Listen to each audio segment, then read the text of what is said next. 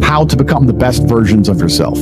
Because manhood is exceptionally hard and life is hard, but how you shape yourself will determine how hard it is for you and how miserable it will be. I want everybody here who's watching this, I consider this a matter of social responsibility. I want you to pull up a chair and eliminate all the distractions, because I'm going to speak to each and every one of you as if you were my son or a student or someone I'm trying to mentor. I'm going to imagine that all of you know nothing and we're talking from the complete ground up. I've said this many times in many different iterations on different podcasts, but I want to repeat it again. As a man, there is no easy life. If you're looking for an easy life, you should have been a girl. You made a mistake. Yep.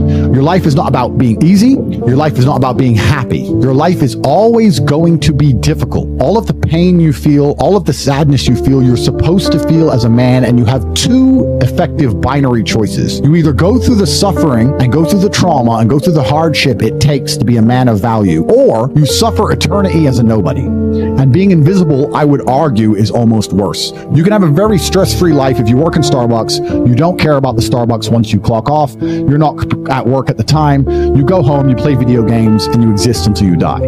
That's stress-free, but you have to suffer being a nobody. Alternatively, you can go out there into the world, try and implement your mark on the world, work hard, try to get rich, more money, more problems. You can try and start a business, the stress of that. You can lose your girlfriend because all you're doing is working. This is a new level of stress, a new level of trauma, but at least you'll be a somebody at the end of it. There's two ways to suffer. You either suffer to become a somebody, or you suffer as a perpetual and forever nobody. What did Napoleon say? He said, glory is fleeting, but obscurity is forever. Absolutely. Glory is fleeting, but obscurity is forever. And when he says fleeting, that's a really good point, because everything in life is rented, especially your glory as a man. When you have a good body, it is not a good body as complete. It's not finished. You haven't completed the task. You have rented that good physical condition. You must train every day to retain it. So everything is rented. Your body, you don't just get a good body and you're done. You still have to go to the gym every day to maintain that good body. You don't just get a hot girl and it's done. You still have to work hard for her to always love you and respect you. You don't just start a business and now you're rich. No, you have to start a business and work on that business every day. If you take your eye off the business, it will fail. Everything in life is rented. So when he says glory is fleeting, he's also absolutely not correct, because glory is fleeting and you have to constantly and endlessly work for it and make sure that you never stop. Otherwise, it will be taken from you. But obscurity is forever. If you never make a mark on the world, then you effectively never existed. Yeah. And when you're gone, nobody will care. The reason our Father is discussed at length is because of who me and Tristan are, and the reason we will be discussed forever is because who our sons will become. And that's very important, because you have a duty to your ancestors and you have a duty to God. So you must make a choice. And this is genuine choice to you people at home. Do you want to live in obscurity forever and be invisible and not matter and have an easier life?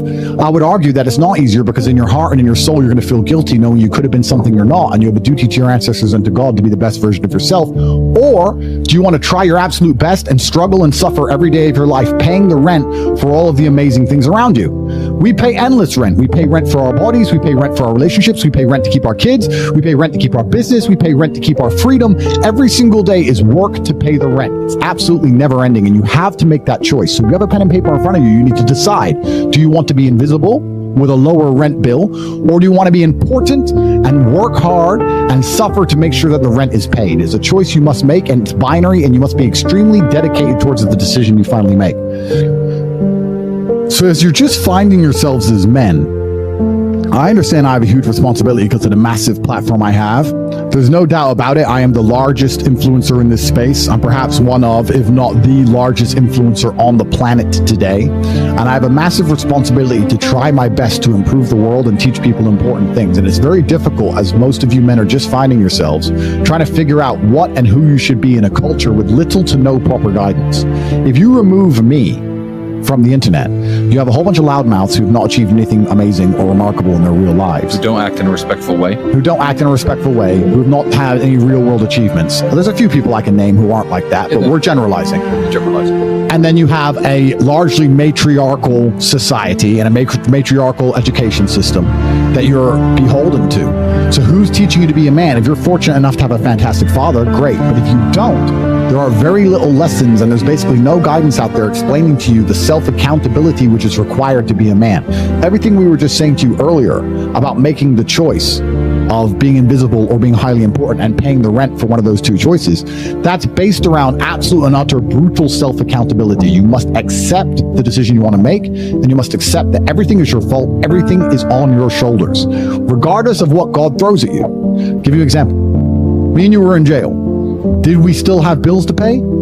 Did we still have mouths to feed? Absolutely we did. We still have a business to run? We're locked in a Romanian jail cell with no access to the outside world, and we still had responsibilities, and we were still absolutely and utterly accountable for those. We didn't sit and say, well, I'm in jail, so they don't matter. Let them take care of it. No, they do matter. We're men, and they must be handled, and we found a way to handle it regardless. Even though we believe we shouldn't have been in jail, even though it was unfair, even though it was a matrix attack, we still took absolute and utter self-accountability for the situation and all of our problems. We never skipped a beat. We never missed a single payment. We never let anyone starve.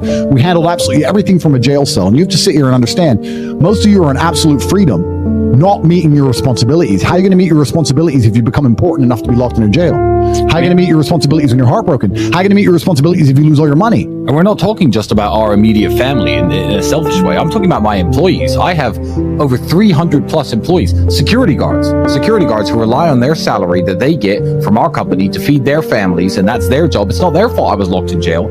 I'm the man who hired them. I have a responsibility to make sure everyone's salaries are paid, to make sure everyone's family is fine.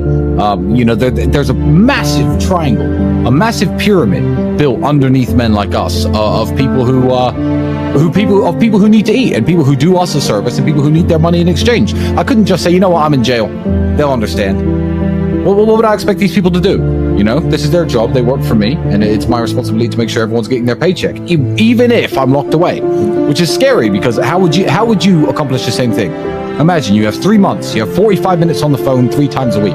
That's all you get for 3 months. Would you be able to make sure that everybody you care about and everybody who depends on you and all the people who depend on you from a business perspective, all the people who work with you, work for you, are fed, provided for, getting their salary, getting their paycheck? Could you do that? If not, keep working. Absolutely. Because we pulled it off. Absolutely. Just about, my friend. We got it done. And we're preparing ourselves for anything else that might happen in the future to make sure we can always get it done.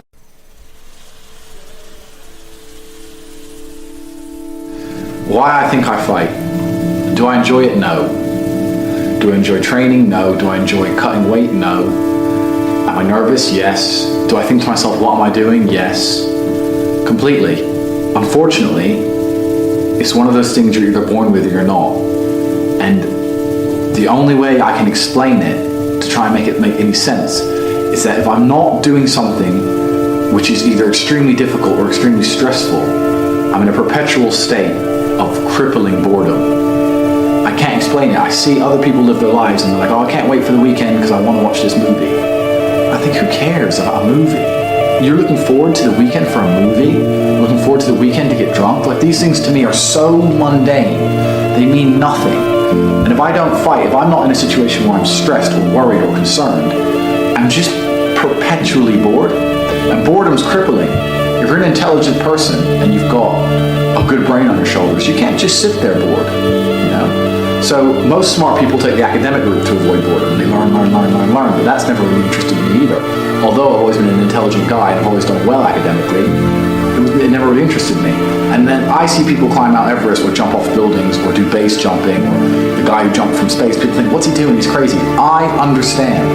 Because some people can't live normal lives. Some people cannot just function 9 to 5 office job, get drunk at the weekends. That is not for some individuals, and it's not for me. So I have to find something which keeps me physically tired enough to stop me going AWOL, and mentally tired enough. And I've chosen fighting, because without this, when I'm not in training, I wake up every day and think, okay, what am I going to do today? It's 9 a.m. on a Tuesday, I'm bored, everyone's at work, I'm bored, and I'll end up doing something crazy. I'll either end up drunk, or on the Eurostar, or, you know, it's just a random lifestyle, because I'm constantly looking for never-ending entertainment, and it doesn't exist. I think the only thing that could stop me fighting is if I had enough money to constantly entertain myself.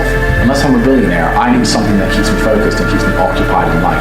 With fighting, I have to train twice a day, and I have to train hard, and the stress it brings in every aspect can can replace fun, and my mind is occupied. It occupies me. It's the only way I can try and explain it. It occupies me, and I could never stop doing this even if I lost 100 fights, because I'm not built to live a normal existence. I can't do it. I couldn't just have a kid with some girl and sit at home and work a little bit and relax. I've never relaxed in my entire life. I don't know what relaxing is. It's just not me.